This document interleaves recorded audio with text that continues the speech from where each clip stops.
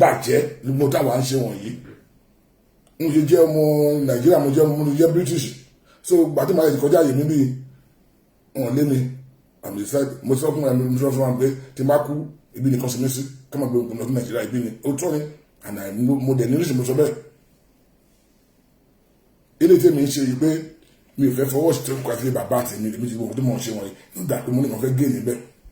mi ò fẹ́ fọwọ́ sí tẹ́lifù pé àwọn ìlú tí mi ń gbélé ni o àwọn ọmọ tó tún ṣe pé mi fi enjoy ẹ̀ àwọn ọmọ tó ṣe ń lẹ̀ pé mi enjoy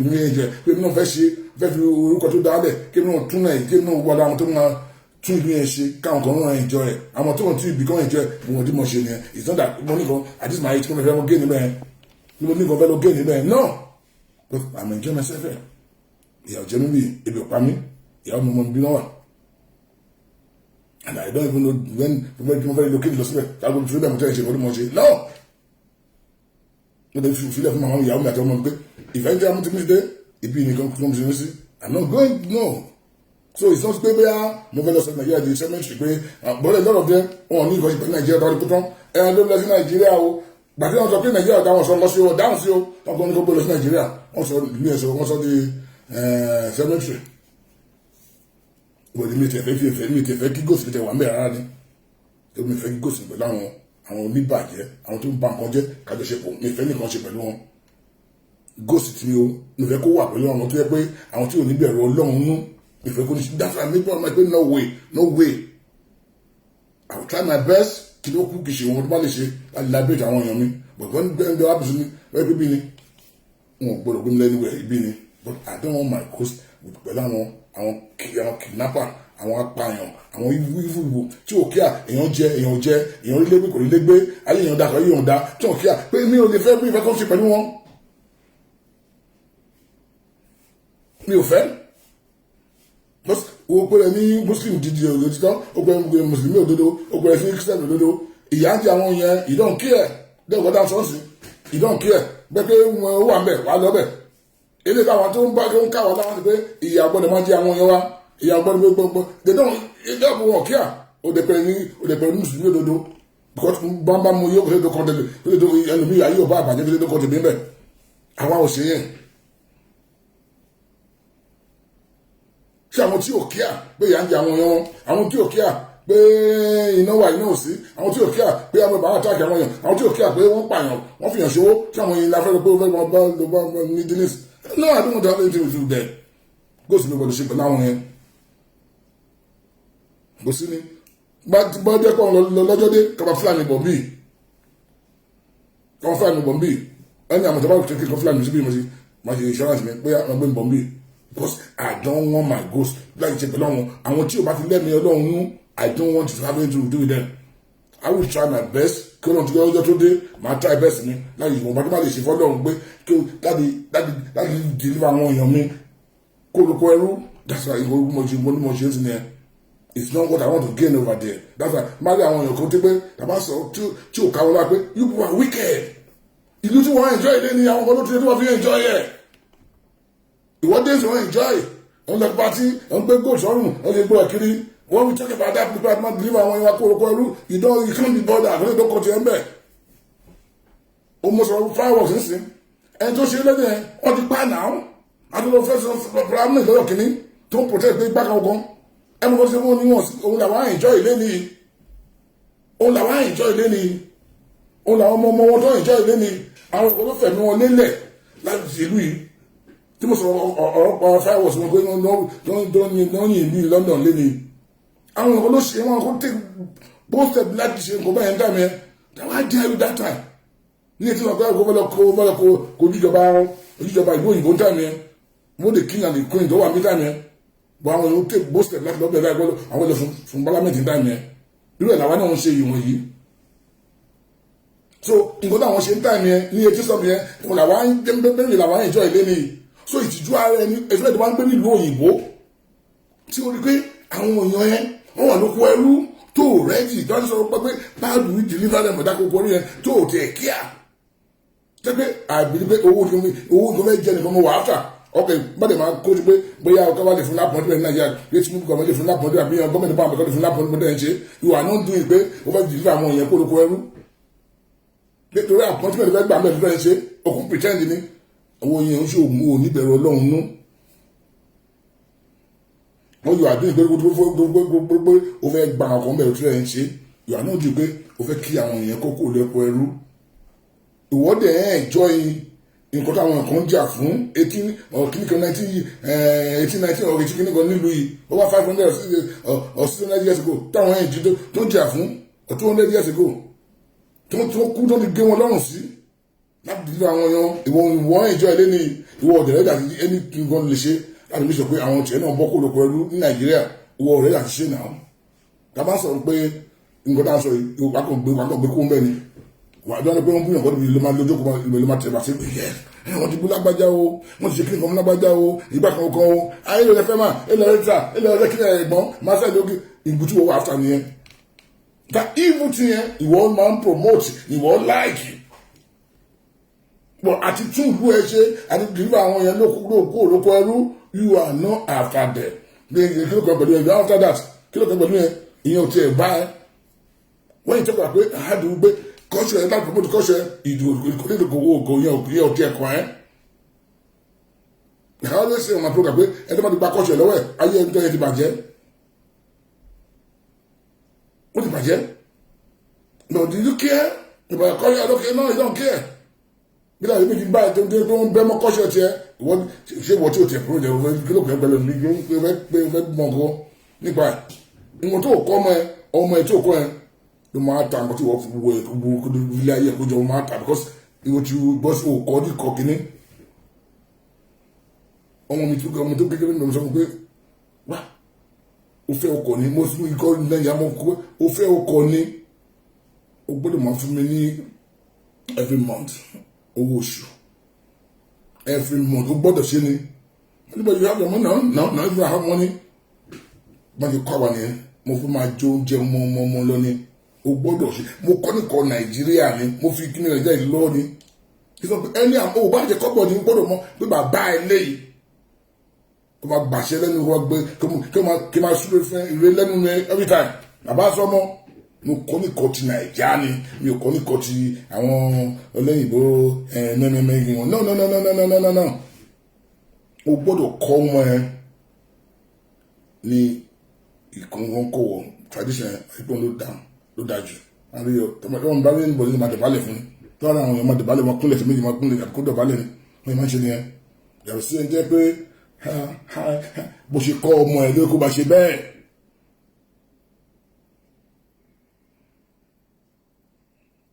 ìlú òyìnbó rẹ̀ dáadáa ó láwà tí ọmọ wọn lè tó dídé rọ́bì lábàdàn gbé hello kí ló ń jẹ́ hello tí òkú lẹ́sẹ̀ méjì àbí tó dẹ̀bálẹ̀ fún ọjọ́ jùlọ irú bàbá ara ní ìyàn máa ìràwọ̀ ni irú kọ́jọ̀ púpọ̀ lọ kìíní àwọn ọ̀tá sọ náà ni kò gbà tó bá kọ bẹ́ẹ̀ kò lè láàrin tó bá dà kọ̀ọ̀gbẹ́ lọ sí tó bá kọ bẹ́ẹ̀ ọkùnrin àpọ̀gbẹ́ lọ sí òmù ni agbẹ́ kó ilé ẹ̀ tí wọ́n fi pé ìgbésí ayé ẹ̀ tó pé kìíní àpọ̀gbẹ́ kó ilé ẹ̀ lọ́gbẹ́ sí òmù kan ẹ̀ lọ jù ẹ́ sí òmù kan ni àpọ̀lọ jù ẹ́ sí òmù ni ilé tó yẹ kó fi gbésí ayé ẹ̀ tó di ìfẹ́ sí kó tó pé òkò ní kọ̀ tí wọ́n ti kó kán ẹ̀kọ́ owó dàgbà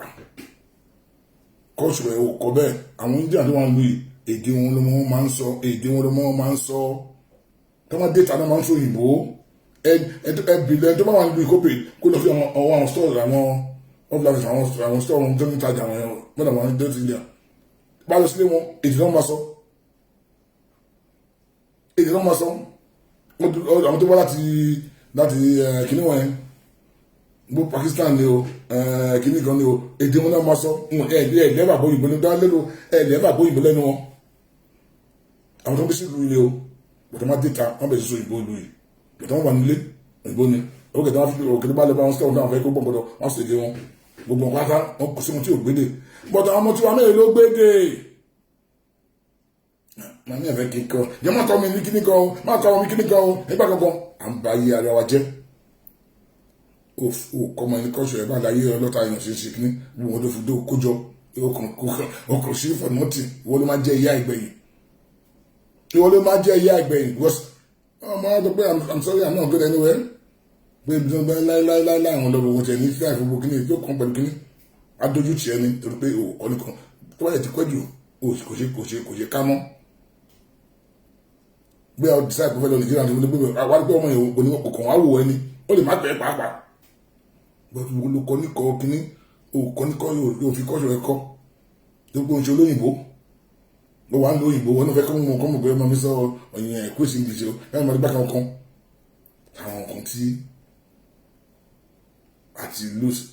ní society wa ní ó là ń sọ̀rọ̀ pé anywhere gẹ́gẹ́ bí ọmọ Yorùbá gẹ́gẹ́ bí àgbà Yorùbá ẹ ká kọ́ bàbá ní kọ́ṣọ́ àti ká máa wà ń bẹ̀ ká lè máa dá sí fún àǹfààní gbogbo wa náà ni májì ìkọ́ni kan máa fi happen májì ìkọ́ I'm telling you kò sí Yorùbá tó bọ́ sọ́wọ́n mi Yorùbá mi ti Yorùbá náà láì wọ́n mi kọ́ Yorùbá ń kọ́ Yorùbá ńlẹ̀ ó kọ́ kò sí fẹ́yìn náà fi ọmọ mi mọ̀ ní Yorùbá ọmọ tó bí sí ìlú inú so ó dẹ̀ tó gbogbo ẹ̀ ló ń kọ́ kàbíyèsí ní nàmbá òyìnbó mẹ́rin ń bá sọ Yorùbá mọ́ ń bá sọ jù báyìí táwọn táwọn Yorùbá ló máa bá mi sọ bí bó tiẹ̀ bí Yorùbá ò tiẹ̀ bí bó kàn tiẹ̀ sọ bí ìtẹ̀kùn Yorùbá ló máa bá mi sọ tó wájú Yorùbá yìí káwọn èèyàn gbọ́ wọn tó wà bẹ́ẹ̀ àti Yorùbá bá mi sọ tí bàbá káwọn èèyàn gbọ́ wọn táwọn sọ mọ́ ẹ̀ pé mo ti ń bọ̀ mo ṣe kíní kan ókè mo ń bọ̀ ẹ jẹ́ ká ti báyẹ̀ Yorùbá ó lè rí kátàkátà gbọ̀ gbogbo nǹkan mọ́ ó gbọ́ Yorùbá bó ṣe mọ̀ tó gbọ́ bóyá ká máa kọ́ ọmọ wa nìyẹn lọ́dà tí ọjọ́ alẹ́ wa gbogbo tá a kó jọ sí Nàìjíríà kò ní irun lójú wa gbogbo tá a ṣe kò ní irun lójú wa ọmọ ní ti ké sọ àkọ́rọ̀ àwọn ọ̀rẹ́ wa kọ́ni hello hi kí ni ẹ̀dẹ̀ máa tó bá wọn lè wọ́n gbogbo ní ẹbẹ̀ wọn bẹ̀rẹ̀ àríyẹ kò ní dọ̀bálẹ̀ fẹ́ ń gbọ́dọ̀ tí ń bọ̀ àbálẹ̀ kò ní kúlẹ̀ fẹ́ wọn gbọ́dọ̀ tí ń bọ̀ ọlọ́mọ náà tí ń bọ̀ ọlọ́mọ jẹ́ kọ́ mọ́ disgrace wa tó bá dé tàn pẹ̀lú máa ṣe kọ́ṣọ́ ti olóyìnbó dé tó bá wà within my people o gbọ́dọ̀ gbé kọ́ṣọ́ tiwa yẹn kó gbé wọ̀ o gbọ́dọ̀ gbé wọ̀ ní kò dé kíní mẹ́mí wà kò lè smart ọmọ ẹ̀gẹ́dẹ́ bá gan kan kí ló dé lọ smart ọmọ ẹ̀gẹ́dẹ́ bá yìí tí ó wà tí ó da you are free to smart or smart here dáadáa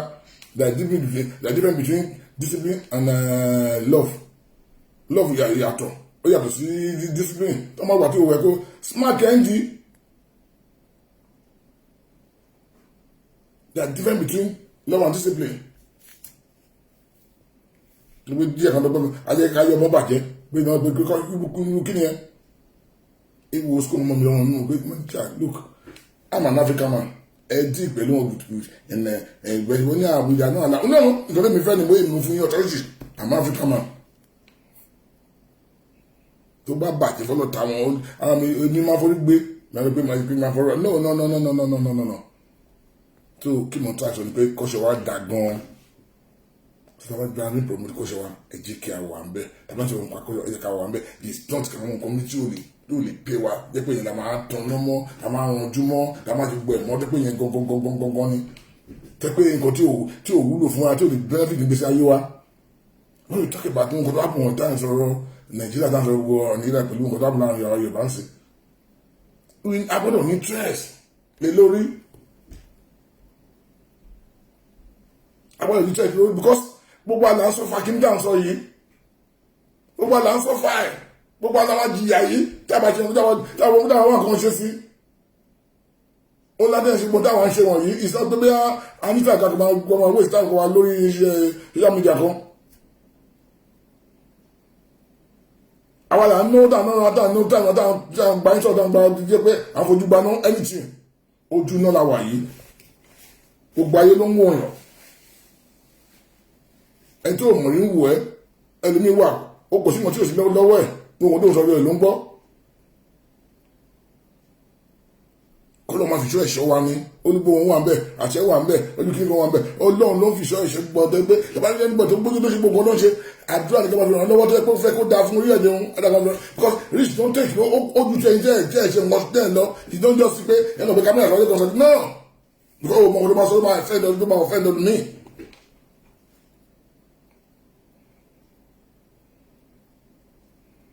So when you see people dance on beginning, you need to pray for that person, appreciate that person. But now, Olúwa kò fi ẹ̀ṣọ́ ẹ. This is reality. This is reality. The only thing that I say is that the only thing you can do is not by giving money, but no, those you can do. Ideas, bring good ideas, share the show. That's the only thing we need from you guys. That's the only thing to support what we are doing. You are the support mother to call it dark, call it when you see what the man something, that's what you can do for the person. Share the, it's not the money. It's share the program, your ideas. Come on, you go ideas and come. Only get most of the money. If the most sorry, you demand superior argument, my bound for superior argument. When the person don't think I'm right now, but you're not when you argue gone, when I see superior argument, my bound for yes, move back, move berry, one step down. That's it. But then you are quiet there. We have program to go on. So you why change is ready? Change is going to be there. When you cannot share the show, when you cannot do anything, but you will ready. Change is going to be there. Will it there?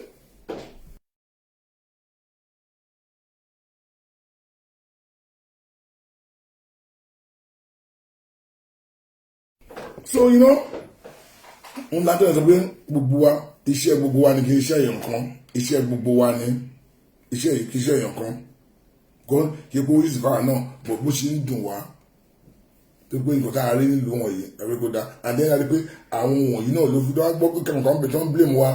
Yorùbá kìíní kan. Ó máa bí èèyàn pé ẹ̀yin lẹ́gbẹ́ tí gbogbo wàhálà táwa náà yẹ ẹgbẹ́ Ibrahim dà sọ́run. Olófin ìdìwà gbogbo tá à ń ṣe wọ̀nyí. Gbogbo wàhálà táwa náà yìí. Àwọn méjì ni mo dákọ̀ sí àwọn olófin asínà. So at times we have to let them know and come see that come go the way forward. Most of our company, ìgbà tí àwọn not àwọn the contact crew tó ṣe ní Nàìjíríà ń dàmí ẹ tí àwọn nọ́tẹ̀ náà tó wà pa ọmọ wa Adékúnlé Fájuyì. Fájuyì ṣe ní fífún ọ náà. He was a governor of Western region that time. Ẹ̀dẹ̀ pa Adékúnlé Fájuyì ẹ̀ padà láìṣẹ̀ láìrò. Simple gbọ́dọ̀ pé ẹ̀ lè wọ́n fẹ́ pa Agbófinró sí. You cannot kill this man, is my visitor. And you cannot kill him. Oh, they pay the one. One day, but just back on our pie, on the bill, on the palm. Igbo, Bello, no celebrate. I remember you. Tell me, Igbo, Bello, don't ever celebrate. Ah, I call you more. You, Okufua, Kuma, on my criticize one, on my buanoni. I'm not being okay, Muparo. Ọmọ àbúwá náà ni Banjo fought along with Jẹ̀bọ̀júkú pẹ̀lú wọn ní Biafra. Wọ́n ti máa búwa náà ládùú àbá Yorùbá náà ni. Lórí Biafra wọ̀, àyíkúmọ̀lẹ́ Banjo wò tẹ́lẹ̀ ta ní àwọn olójà Biafra báwọn jẹ́ wọ́n pa síbẹ̀ náà ni. Yorùbá nìyẹn o. So mo rò pé àwa la ti jìyà jù fún Nàìjíríà àti sọ́fà fún Nàìjíríà but still náà gbọ́n wọn ní pé àwọn wọ̀nyí wọn ò appreciate ìrọ̀lá ṣe wọ́n ti máa bú wa náà ni Yorùbá ṣe kíní kan gbogbo ẹ̀yin mọ́tò fún Yorùbá jẹ́ ẹ̀jẹ̀ ẹ̀mọ̀tọ̀ náà ẹ máa dákẹ́ dára gbọ́ pé máàlúwù mọ́tò fún àwọn ẹ̀wọ̀n àgbà nígbà tí wọ́n máa wọ̀ pé bẹ́ẹ̀ ṣe pẹ̀lú ọ̀bùn yẹn mọ́. Ohun tí tó máa apologize pé àwọn ti wrong wa Northern region wọ́n wrong wa Eastern region wọ́n wrong wa. So until two of them are protected wípé àti ṣẹ̀yìn wọ̀nyí àti ṣẹ̀yìn Nàìjíríà ó yẹ kí Nàìjíríà dájú bóyá ìwà ìlọ kápá mi fílẹ̀ regional kí náà dáhùn president dáhùn yẹn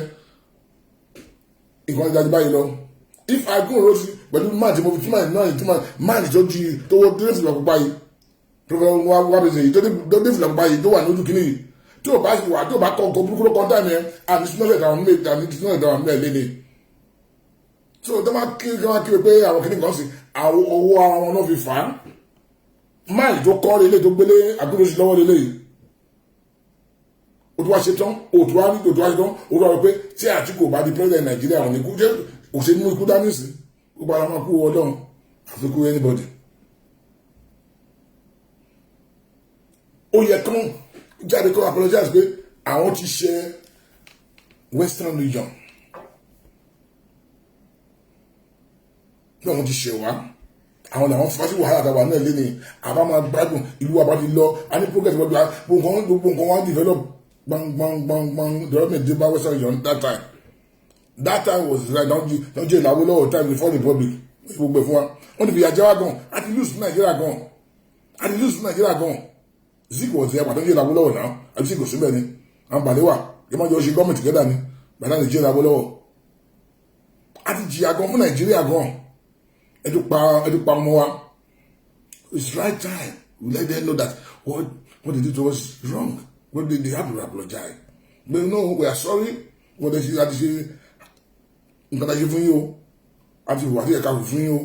we are sorry. Both Northern region and Eastern region. Like a one big arena. But the rest of the region was and develop law and never that way rule. So the best thing to do now is to go back where we are before. So that's where when Baba took about the I want you to bow Nena Assembly sorrow. So we cannot continue. But our victim. Ìyá de young engineer Jiralo on pa àwọn ìwà ṣe pẹ̀lú méjì sí àwọn Fúlàní kan pariwo pé ko kilo ko so le bo kan gbé gbà ko ṣé ká wá dákẹ́ kan ma pa wá ká wá dákẹ́ àwọn náà ń jìyà lọ for the lameta because pé wọ́n realize ko burúkú táwọn ti ṣe tẹ́lẹ̀ wọ́n mọ̀ pé àwọn ló kó wá sí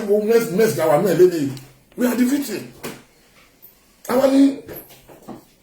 awani so thank God pé Baba make low and back. When I'm talking, Baba make you have to do something about it. But come on, come on, show Lord, let me balloy. But I go, come lobby, then assembly. Okay, Nigeria, we cannot continue like this. Okay, 2 hours. Or the coffee bed, Emma will know. I'm not the coffee bed. Early. I want you know so pé the ever sọ pé but àwọn àdúgbò kí ló kó máa yo Adédìkà calling Aisha, mo ti sí láyé ilẹ̀ ẹ̀sìn, mo ti sí láyé ilẹ̀. Ẹ̀dínwá pè wọlé. Tí wọ́n pé wọ́n lè sọ pé Nàìjíríà, you cannot talk about pé offensive Nàìjíríà. Kẹ́ máa wo wọ́n tún fi sínú constitution. It's non-negotiable. Everything is non-negotiable. I can kí òun lanu kó máa sọ́wọ́n fún ẹja ilẹ́nu. Kí òun lanu jáde kó máa sọ́wọ́n fún ẹja ilẹ́nu. Everything is non-negotiable. Ẹ̀bà ìlú jẹ́ tán ẹni kò wà negotiable tó ká dákẹ́ ká bá wò yíran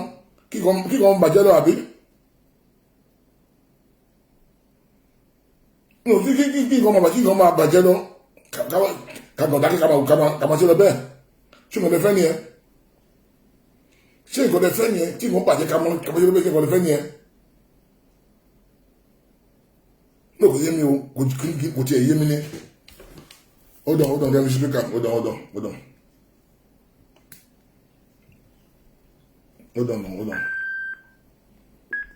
Do I speak up? God bless you. Thank you very much for this wonderful topic. Sherry, ètò alẹ́ yìí máa bẹ̀ yín. Ètò tẹ́ máa tún máa sọ fún tẹ́ máa ṣe bóyá bí once in bóyá twice in a month láti fi máa wá òun wá létí. Because we are lack of knowledge. That is true. Ọ̀pọ̀lọpọ̀ àwọn èèyàn mọ̀. And that is the fact. Kì í ṣe pé bóyá you make all this up. No. Last year, a doctor tó jẹ́ pé historian tó jẹ́ ọmọ Igbo òun ló sọ nǹkan tẹ́ play jáde fún wa gbogbo aládẹ́gbọ́n tó wí. That is what we are saying. Tá a ti sọ láti jọ ilé ẹ̀ nílé pé ibi tí problem wa ti bẹ̀rẹ̀. Ibi tí problem wa ti bẹ̀rẹ̀. Àbọ̀ bàbá. Okay. I will have the line now. I will have line. Abolishment of it. Hello, sir. I didn't borrow this name. I will tell you. About running up. Sherry, our Yoruba, our victim. Abolishment of regional system. Regional system. Our victim. I'm the victim. Our lady is best in Nigeria to become. Exactly. So for the past 57 years, kí àwọn Igbo ti kó àti problem yìí òun àtúnṣe láṣẹ bẹ̀rẹ̀ báyìí. So it is it is very good time ká máa bẹ̀rẹ̀ sí máa sọ ìtàn ká máa sọ bó ṣe ṣẹlẹ̀ gangan because kí láì dédé tán gbogbo alamọ bí western region ṣe rí gbogbo alamọ effort tí àwọn bàbá Awólọ́wọ̀ tán ṣe tí a fi gé independent sí western region àdẹ̀mọ́ impact western region gangan lára wa dè ní so báwo ló ṣe kúrò lọ́wọ́ wa báwo ló ṣe abolish gangan who is at fault before the civil war kó tó ṣẹlẹ̀ òun ni kọ́tẹ́ sọ fún wa yìí kó tó di pé civil war tó ṣẹlẹ̀ òun ni kọ́tẹ́ kà fún wa lálẹ́ yìí before the civil war gbogbo lè tẹ́ sọ civil war ti bẹ̀rẹ̀ táwọn Ìgbò ń pariwo lẹ́yìn kò tí bẹ̀rẹ̀ rárá tọ̀ why tí wọ́n ṣe abolish regional system why tí wọ́n ṣe impose unitary system lówa lórí gbogbo everything pátápátá ní western region kó bẹ pátápátá lọ gbà kúrò lọ́wọ́ àtọ́pá àjẹwà Nàìjíríà but one Nigeria in a federative system in a confederation gbogbo láfẹ́ sorry one Nigeria in a regional system Nigeria is a foreign Nigeria is not an immigrant land no we are Nigeria we are people of a nation niwa it's just a geographical expression gẹ́gẹ́ bàbá Awólọ́wọ̀ ti sọ ẹ̀yà oríṣiríṣi ló wà ní Nàìjíríà an agreement àjẹ́ ni pé ká wà ní regional kó kákó máa ṣèjọba rẹ̀ kákó máa pàdé ní center ni exactly so why tí wọ́n ṣe wá dàrú tó wá ń blame everybody lẹ́yìn exactly wọ́n blame wa instead káwọn Ìgbò lẹ́yìn wọ́n hold wa ní apology ni wọ́n ní láti apology fún wa láti bẹ̀ wá ni pé ká má bínú nǹkan tó ṣe fún wa àwọn ló create problem kalẹ̀ àwọn ni o constitution tí unity tó dálẹ̀ ní kátàkù náwọn náà ti gbà táwọn ẹbẹ̀ sí lò tó fi ti pé ààrẹ láti ìyá ẹ̀ ti wà fún wa lẹ́yìn so ó dáa kí àwọn èèyàn máa gbọ́ tàn kì í ṣe pé Yorùbá láti lọ Haúsá Fúlàní fi àjẹ Yorùbá Fúlàní fi àjẹ ní gbogbo yẹn rubbish ni àwọn Ìgbò ni ẹ̀ṣá ti gbọ́kọ̀ tí màá yẹn sọ Ìgbò gba ìjọba lọ́wọ́ Ìgbò ni gbogbo àwọn top leaders nígbà yẹn tó occupy gbogbo top position Nàìjíríà Ìgbò ni so why tí wọ́n ṣe wá gba ìjọba lọ́wọ́ ara wọn apart from Tafawa Balewa pẹ̀lú the prime minister the president Zik Igbo ni senate president Igbo ni gbogbo ọlọ́pàá army custom immigration every position pátá ni wọ́n. ẹ̀ka wa lẹ́nu sí alóhùn blame Tinubu èyí ló jẹ́ ẹgbẹ́ mi lójú náà àwa lẹ́nu ètò wa dọ́nà fún wa kó wá dìlé wa kó olùkọ́ ẹrú ẹ wá fẹ́ gbógun tí ẹ fẹ́ blame ẹ ọlọ́run agbógun tí wọn tó wá gbógun tí Tinubu ọlọ́run agbógun tí ẹ bá gbógun tí máa yẹn. Exactly so almost láti 1966 nígbà tá a wà yìí ẹ̀ṣẹ̀ náà ó kọjá 50 years lọ ó kọjá 55 years lọ ni Yorùbá ṣẹ̀ wá gbà lé Yorùbá ṣẹ̀ gbà ní less than 4 months ago ẹ wá ní pé ọdún abúlé Tinubu dà kò tí lóṣù mẹ́fà bẹ́ẹ̀ o ló bẹ̀rẹ̀ sí foundation tó bẹ̀rẹ̀ sí túnṣe kalẹ̀ yìí gbogbo eléyìí tó ń ṣẹlẹ̀ ń sìn ṣé òun ló fà bí sí Nàìjíríà gbé gangan nìyẹn láṣẹ Yorùbá ṣẹ̀ gbà báyìí for almost 57 years tí wọ́n ti da regional system Yorùbá ṣẹ̀ gbà ń sìn so right thing lẹ́sọ̀ yẹn and the only solution ni pé kí aṣáájú kí bàbá president Tinubu. You have line again. Nzade, you have line again now.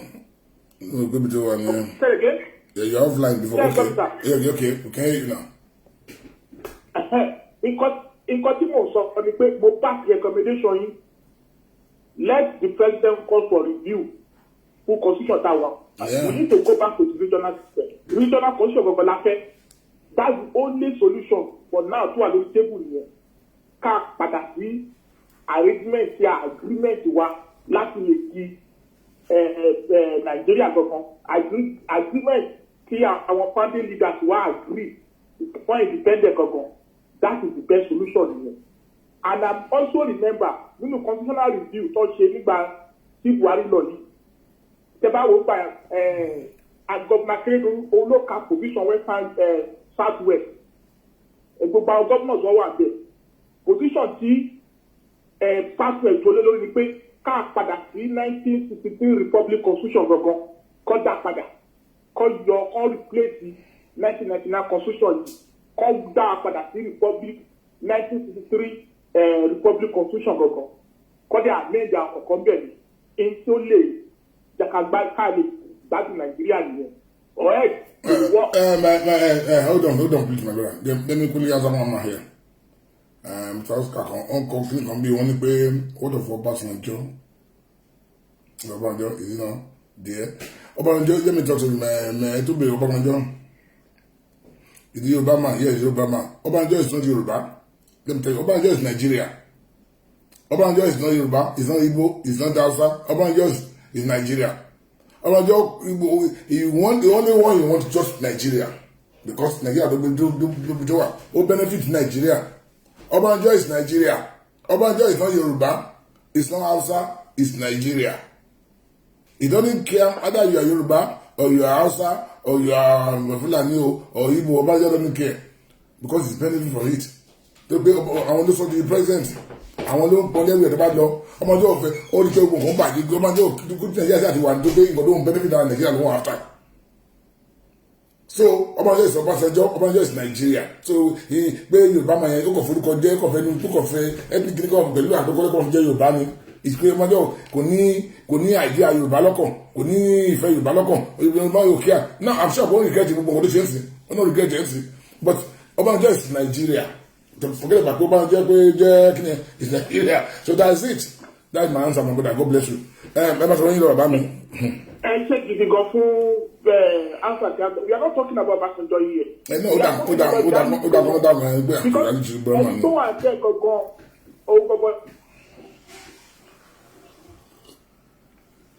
Remember something, sir. Let's see here. Check what sir. I bought you. You better share it. You better share it. Ọ̀rọ̀ bá sọjọ́ kọ́lá ẹ̀jẹ̀ ká máa sọ ọ́ sí ẹ̀jẹ̀ ká gbé ẹ̀sẹ̀gbẹ̀ kan èèyàn ọmọ wọn wà ń bẹ̀ ń sìn èèyàn wa ló wà ń bẹ̀ ń sìn nǹkan tá a bá fẹ́ ni ká máa pariwo síta kì í ṣe ká bẹ̀rẹ̀ sí máa sọ nǹkan míì kí ni Yorùbá fẹ́ bàbá Tinubu gọ́ọ̀mọ̀ ń ta fẹ́ lóòótọ́ káwa gan tún hẹ́pù láti sọ síta. Nǹkan méjì lè máa lọ pé Yorùbá fẹ́ ádà ẹ̀sìn kó Nàìjíríà pátápátá àbíkápá regional government wa. Ìjọba fún wa méjì àgbà bọ̀ ó bẹ̀rẹ̀ wà mọ̀ pé ó lè difficult fún àbá pé ọkọ̀ àìsí Nàìjíríà ó lè fẹ́ difficult fún bọ̀dọ̀ bá tẹ̀lé kọ́ pa àgbàjọ wà láàtijọ́ náà then we talk about bóyá fẹ́ẹ́ ti bẹ̀rẹ̀ ẹ̀sìn ìdá yẹn kọ́kọ́ dápọ̀ àgbàjọ wà láàtijọ́ kọ́kọ́ dápọ̀ àgbàjọ wà láàtijọ́ ká lágbára lórí nǹkan tiwa ká ní autonomy regional government ká wà níbẹ̀ kọ́kọ́ dápọ̀ àsìbẹ̀ àgbàjọ wà láàtijọ́ ó máa pay wa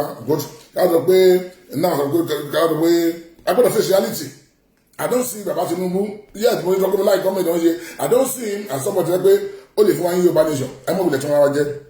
Hey, Mr. Ade, because you are going to Lomo, you won't reconnect. Let me call you back. I don't see that somebody that only for one Yoruba connected to Mr. Ade. I don't see that somebody only for one Yoruba nation. But Moko abolish regional government. Moko because I believe Baba Tinubu wọ́n ti wọnú ara wọn ti wọnú gbogbo everywhere so ó lè máa easy fún Baba Tinubu tó gbé wọn lọ́rẹ̀ẹ́ ní everywhere and most of our politicians wọ́n ti wọnú ara wọn so àwọn ọ̀dẹ̀ ló máa bá wa ṣe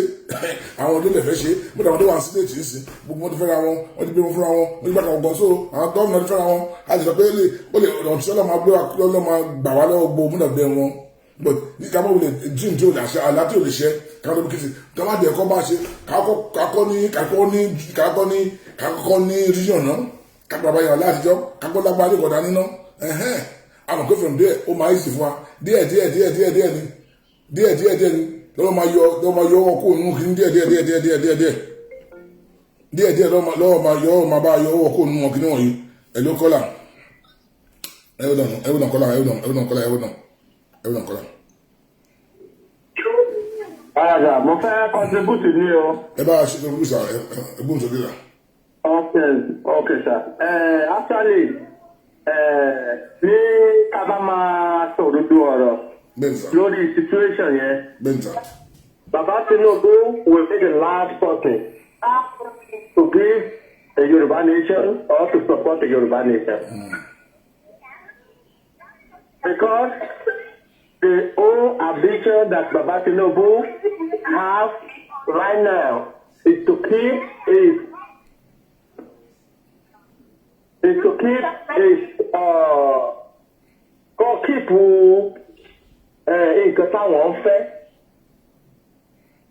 nǹkan táwọn fẹ́ nìyẹn. Àwa la ní right àti decide nǹkan táwa fẹ́. Right tí Baba Tinubu ni láti support wa ṣùgbọ́n wọn ò ní support. So pé ká máa dúró de Baba Tinubu yẹn, it's just like beating a dead elephant. Pé a kàn ṣe nǹkan tí ò lè possible. Nǹkan tí èmi retí nìyẹn, Ọlọ́run yìí lọ́wọ́. Ẹ ṣe Mr. T-Boy, thank you. Ṣé rí ọ̀dẹ́ sáré Mr. T-Boy, ìgbàlá bùnú pé Baba Tinubu lè máa fún wa ní Yorùbá nation, but kò mí ìgbẹ́ bóyá ọ̀tá Yorùbá. But we prefer, body language, what you he will prefer regional government than Yoruba nation. They can cook in Nigeria, because see, majority of them, who are power, majority of them who are power, they don't want to divide Nigeria. They don't want to divide Nigeria. Majority of them, most of our politicians, they don't want to divide Nigeria because and when they don't. Pé ká kó Nigeria, pé ká kó pàrátà yẹn, àwa amáyé sí ọ̀rọ̀ pé nù ká kó pátápátá, ká máa lọ. Ó lè take time, ṣé n gbọ́dọ̀ mi sà, ó lè take time pé kí nǹkan dáhùn wá yẹn kó tó di gbọ́ díẹ̀ ni. But èmi bí pé Baba Tinubu kì pé bóyá ọ̀tá Yorùbá pé gbogbo, ó lè má fẹ́ ká kó Nigeria fún níbo tó ń Baba Tinubu, ó lè fún wa regional government. Wọ́n lè ṣe wọ́n tẹ́ máa lọ́bì ẹ̀wọ̀n náà ẹ̀jẹ̀ wọn bìnú à wọ́n lè ṣe pẹ̀lú àwọn ọ̀rẹ́ wọn tó wà ní north tó wà ní south tó wà ní east tó wà ní gbogbo ẹ̀. Àmọ́ fi pé ìyẹn lè easy fún wa àtàbà ti ní regional government àti gbàgbà nígbà tó fà á tàbí pariwo pé wọ́n gba ìtọ́ wa lọ́wọ́ wa ni tàbá ti ní ìyẹn ti tó kú láti ṣe àmì condition kò sí ọ̀dà tó gbé àwọn àtẹ̀ní ní wọn ní àtẹ̀ní kí ló kàn wá àtẹ̀ní lẹ́nu bọ̀ ìṣòwò àwọn kó ń develop eré àwọn ọmọ develop àwọn lójì ṣòro ń tà mẹ́ kò dẹ̀ ṣe yí padà mọ́ ń tà mẹ́ tó bá ti àmì condition ó tán tó wà lórí tó à ń papẹ́ afẹ́kọ́ wọn àtẹ̀ní ìgbẹ́lẹ́ tó lè máa pariwo ẹ̀ ń tà yẹn láti yà á tó fi pé àti àfẹ́ lọ ni ó máa ń sì fún wa ń tà yẹn but àtàlè àmì condition àti ṣe ìpa kò ní í sì mọ́ láíláí so I believe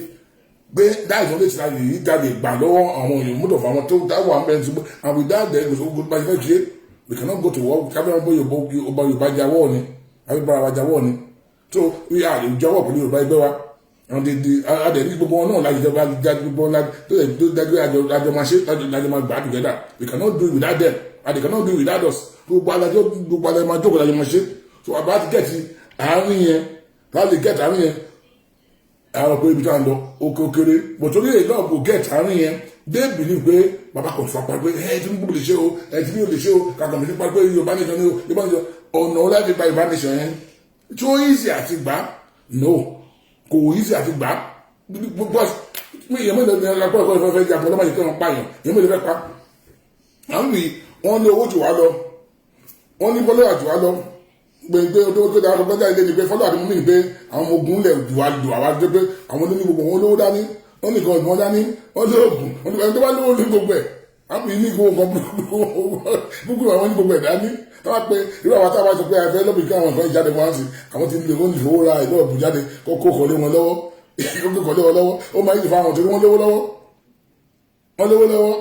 olówó lè lé lògùn gbogbo nǹkan báyìí sẹ́yìn wọ́n lè àwọn tẹ́pẹ́ àwà lóyà pé nínú wa mí rẹ pé ebi ń pa wọ́n lè ra nínú wa mí wọ́n jọ ìní wọn so nǹkan mọ̀ tó pé we need all of them and join together together pé àjọmọ̀ láfẹ́ ṣe kan àjọmọ̀ àṣẹ together ni kó ló bá gbé sọ bí ló fẹ́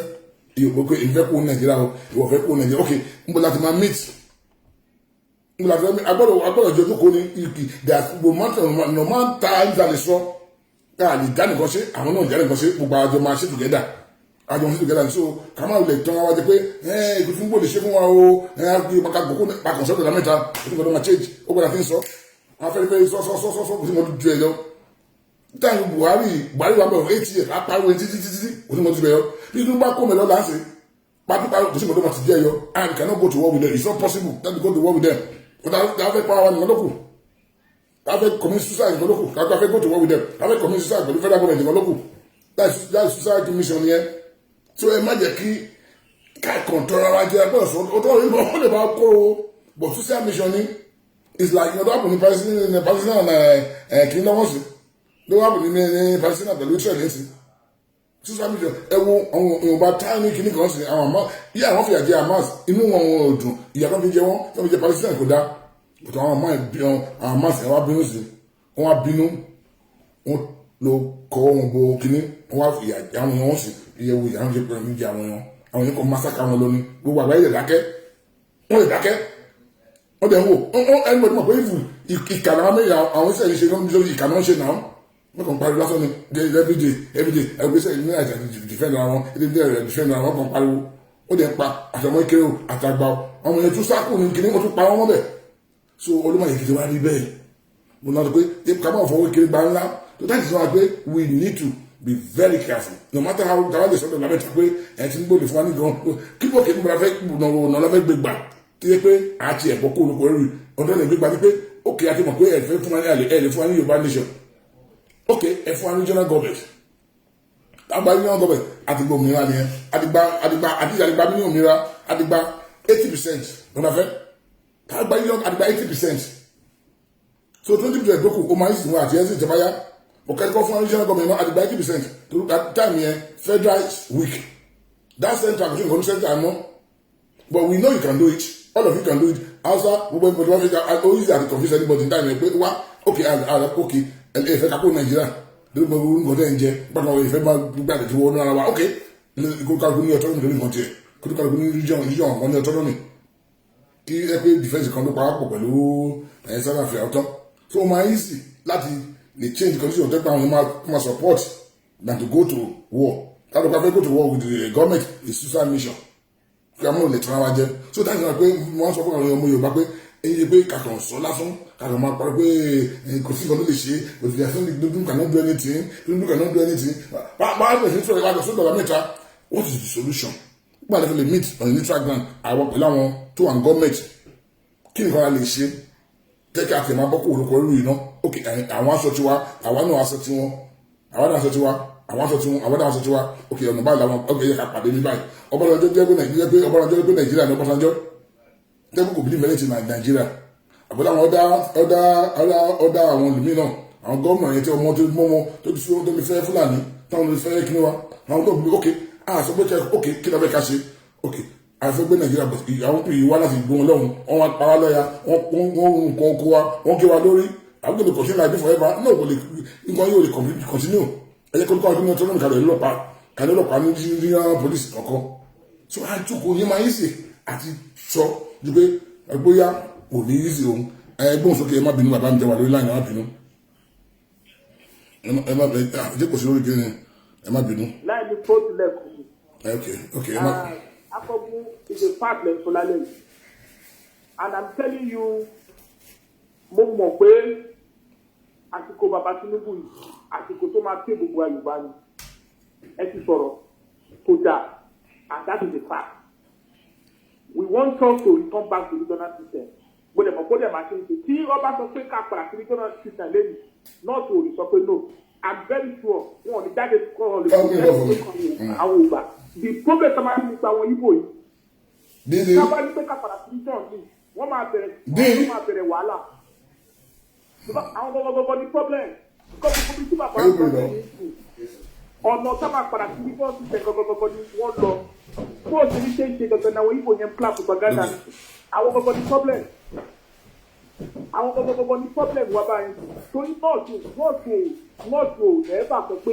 ká má padà sí regional system. I'm very sure of that. Pé tí bàbá tí wọ́n sọ pé ká padà sí region nọ́ọ̀tù olùdarí protest. I'm telling you wọ́n lè sọ pé no kò ní bẹ́ẹ̀. but the question mark ni pé ǹjẹ́ àwọn Igbo àtàwọn South máa gbà. That's the problem. Ṣé máa gbà?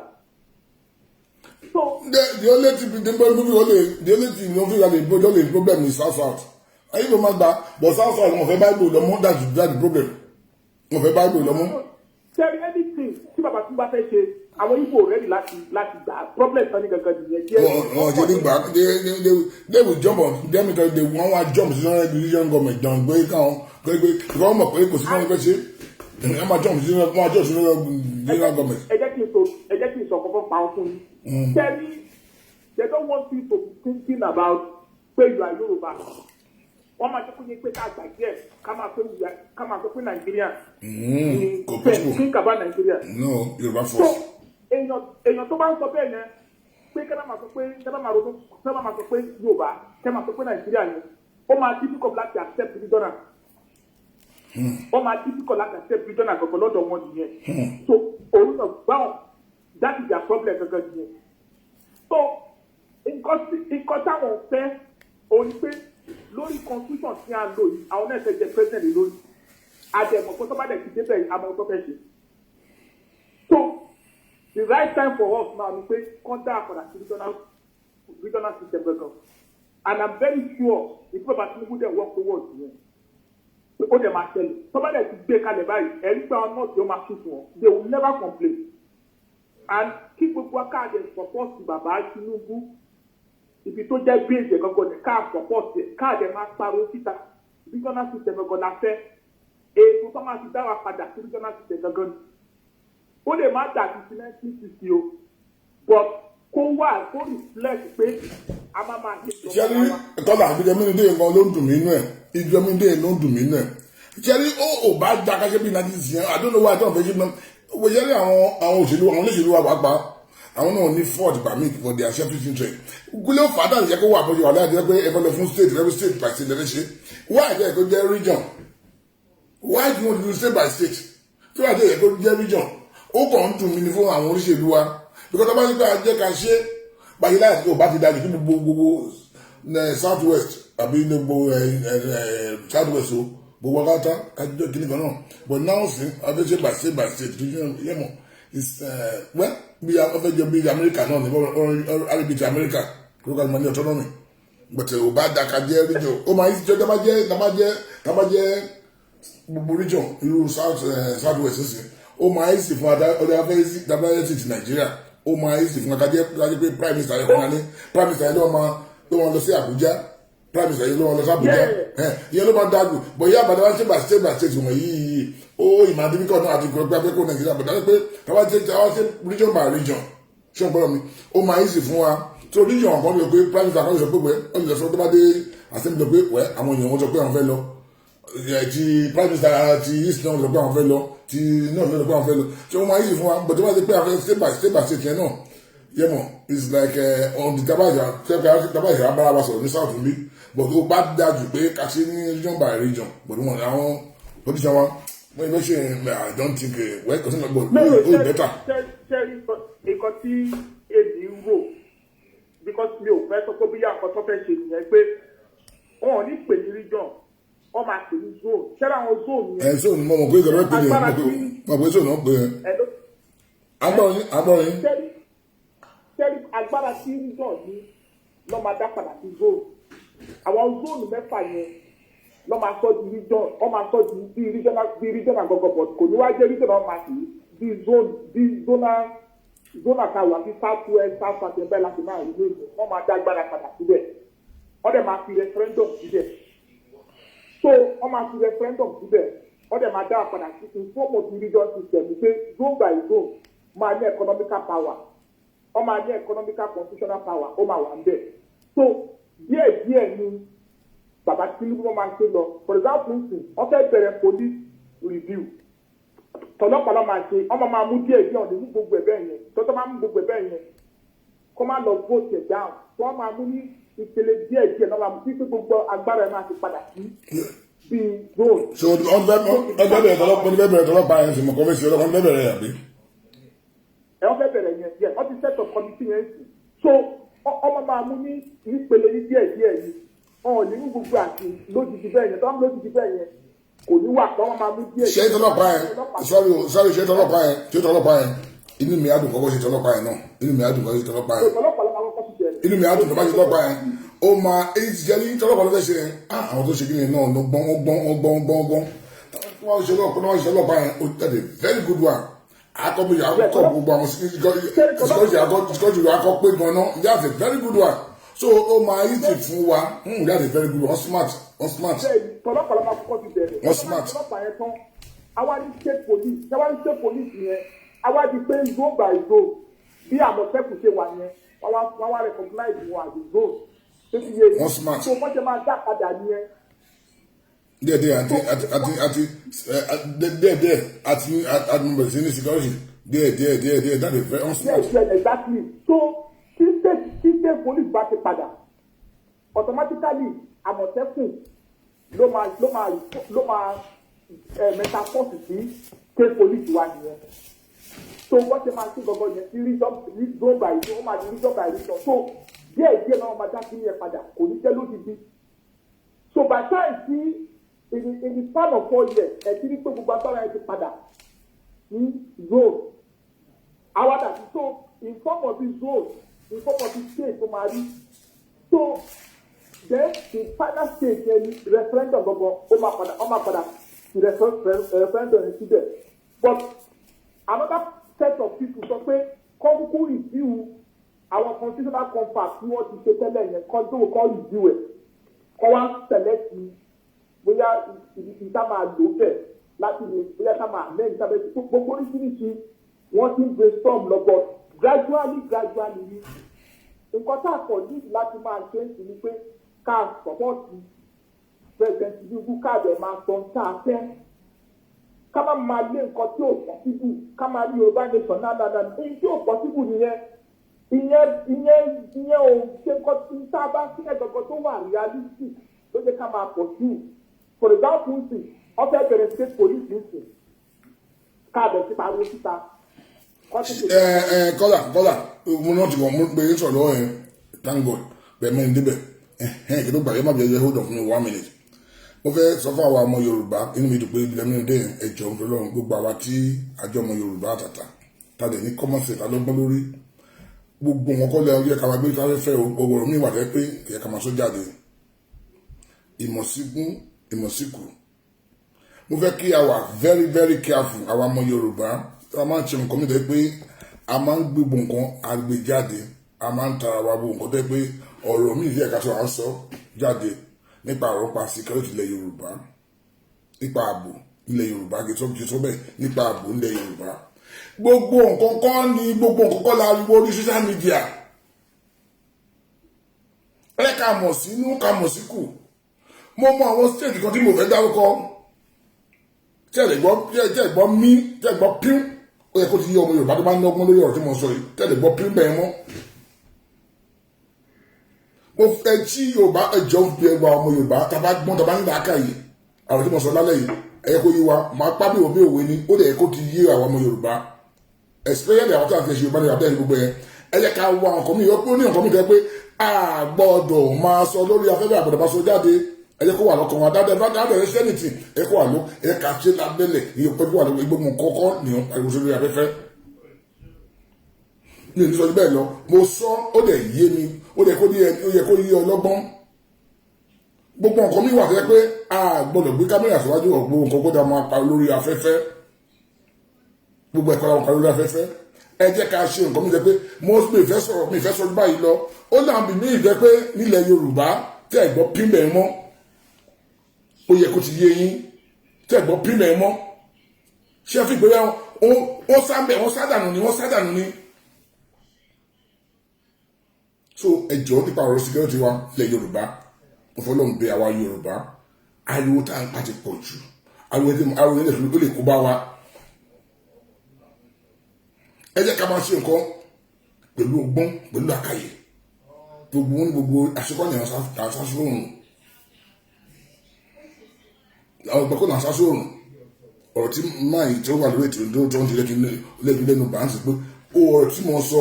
ẹ̀yin ọmọ Yorùbá tó bá lọ́gbọ́n yẹ kó yé yín apá bí òbí òwe fún yín gbogbo nǹkan nípa ọ̀rọ̀ àbólẹ̀ Yorùbá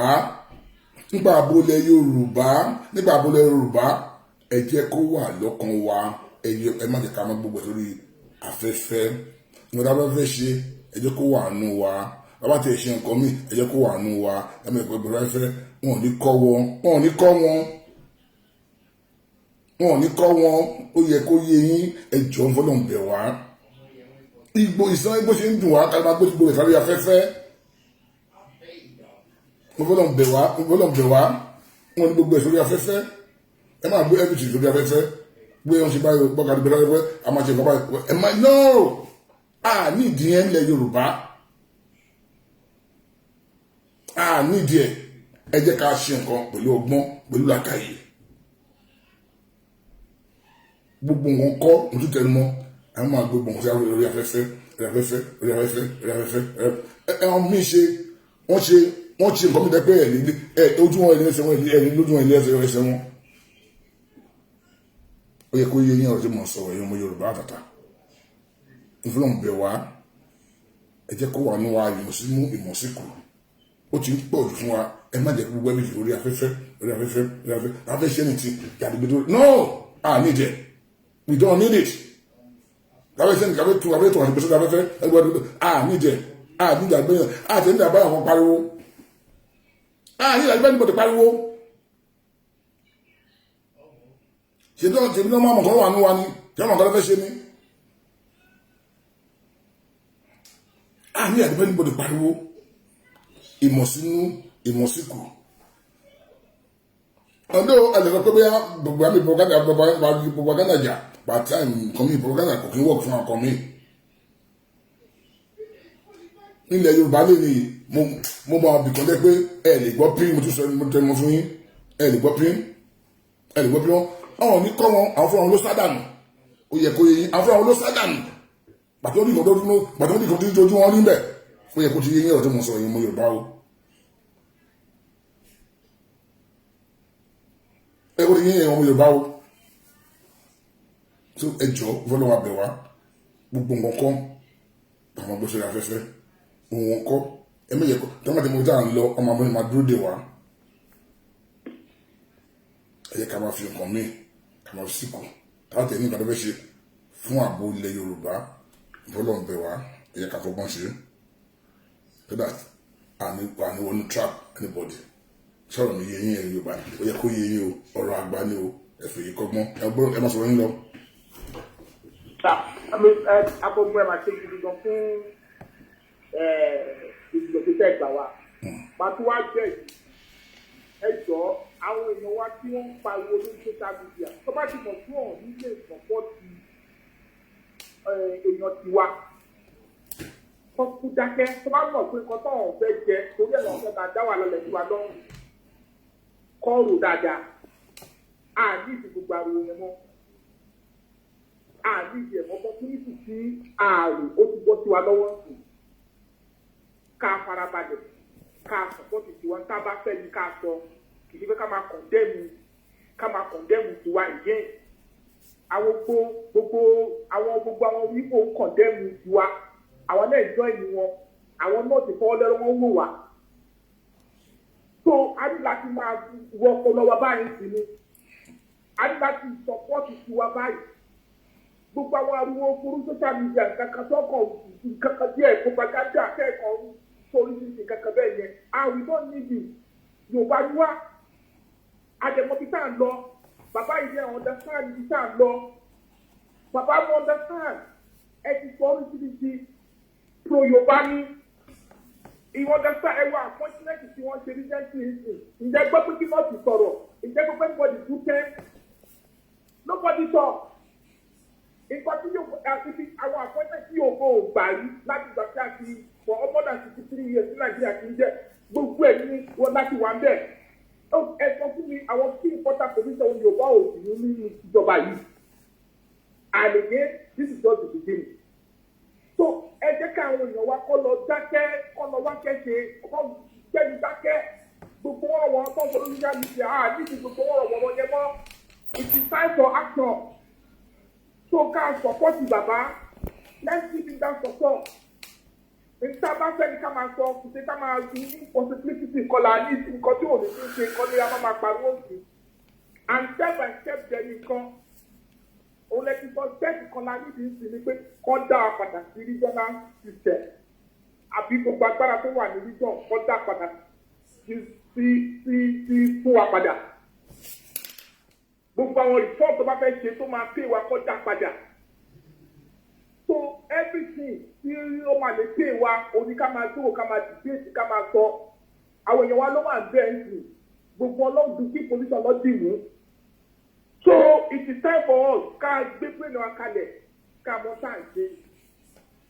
We can't just continue criticizing. Tàbí abẹ́rẹ́ kó tẹ́ kọ́ síbẹ̀ tó fẹ́ ṣe kó tá a fẹ́. Ṣé Igbo ló bá dé síbẹ̀ ló máa sọ pé ókè o ẹ wá gba region àbí tó bá padà sí north. So àwọn outside tiwa nílé yìí káàdùn káàrọ̀ ọkọ̀ tiwa káyé ń tẹ̀lé káyé tẹ̀sí cloud káàkiri propaganda kọlá àní propaganda ń sìn àní láti máa bára wa jà èdè mélòó ni wá ní Nàìjíríà. So but now that we are really there pẹ̀lú support pẹ̀lú gbogbo ẹ̀ àti wà bẹ́ẹ̀ so it is time for us to see gẹ́gẹ́ bí kọ́tẹ́ so after 8 years ǹjẹ́ àní regret. So ìtabafẹ́ gangan òun ni ká máa tẹ̀ láti máa support president yìí we just need to support him not to criticize him ìdí pé ká máa follow propaganda ká máa pariwo ká máa wú no ní ìjẹ support mi ìtọ́ba tí ò bá dá we have the right láti condemn pé ìfilélé yóò dá ìtọ́ba ṣe tó bá dá a ní láti máa pray the God continue more àwọn alámọ̀tí tí bàtà ń sáwá lẹ́sẹ̀ we know it. So ẹ ṣe gidi gba kọ̀ọ̀kan mo ń bí àpèjẹ́sẹ̀ ètò ìṣẹ̀ṣẹ̀ lálẹ́ yìí. Ó dàbí ẹ ṣe mú ètò yìí wá káwọn yóò wá mọ ìsì dáadáa. Ibo ni problem ti bẹ̀rẹ̀. Ìṣègbà tí bàbá Tinubu débẹ̀ kan ní problem bẹ̀rẹ̀ no. Ṣùgbọ́n ibo ló ti dé bẹ̀rẹ̀ 57 years down the line ní Yorùbá tí ń jìyà yìí. Why are we the victim of what you call it abolishment of regional system? Àwa gbogbo ní fíkì kí ni reason ẹ̀jẹ̀ wo gbogbo ní Yorùbá western region ṣe eastern region tí wọ́n fi pọ́nìtì wa lẹ́yìn kí ni nǹkan tá a ṣe débi pé tí wọ́n fi ba regional system jẹ́ mọ́ wa lọ́wọ́ why ìṣẹ́jẹ́ kó fi take wọn ní 57 years kí Yorùbá tó dé ká tó dé bí sáà délé why so gbogbo yẹn lọ́jọ́ ká máa béèrè kí ni nǹkan tí Yorùbá ti gbé sọnù láti ìgbà kan ti gba regional system kúrò lọ́wọ́ kí ni nǹkan tá a lù síbo ló jẹ́ ká ti dé these are the questions tó yẹ ká máa béèrè lọ́wọ́ ara gbogbo nìyẹn so it is time for us to face it. ẹ má sọ yín lọ mò ń bọ̀ ẹ má sọ yín lọ mò ń bọ̀ ẹ má sọ yín lọ mò ń bọ̀. so data so àwọn question yẹn gbogbo nìyẹn ká máa béèrè lọ́wọ́ ara gbogbo kí ni nǹkan tí ó ń sọnù lọ́wọ́ wa láti ìgbà tó ti gba regional system kúrò ipò làbá ti délé nì bá a la ti fẹ́ padà síbẹ̀ láti àwọn conversation ká máa hold lé nílé lẹ́yìn.